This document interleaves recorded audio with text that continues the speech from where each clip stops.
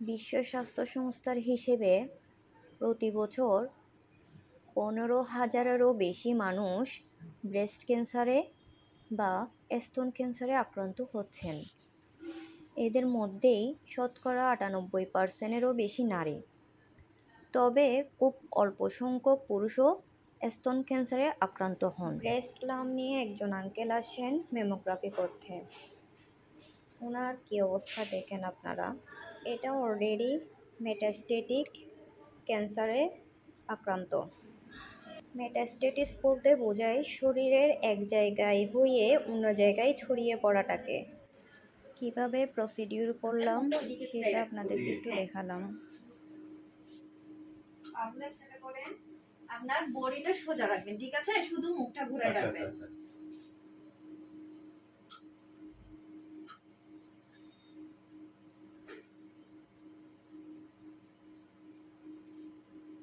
শরীরের সাপোর্টটা ভিতরের দিকে রাখবেন।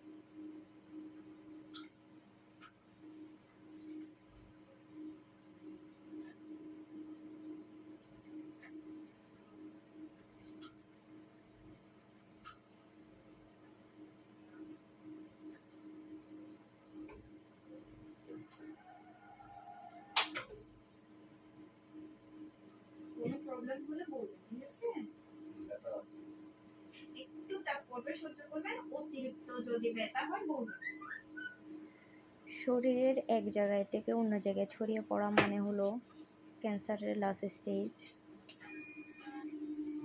সাধারণত মেটাস্টেটিক ক্যান্সার কিউরেবল না।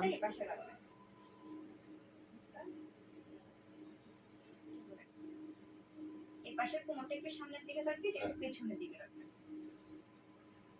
শরীর একদম নরম, একদম শক্ত করে রাখবেন না।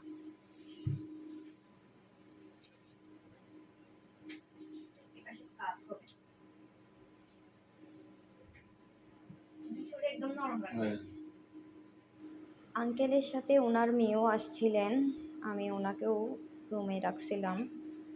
উনিও দেখতেছিল কিভাবে পরীক্ষাটা করি।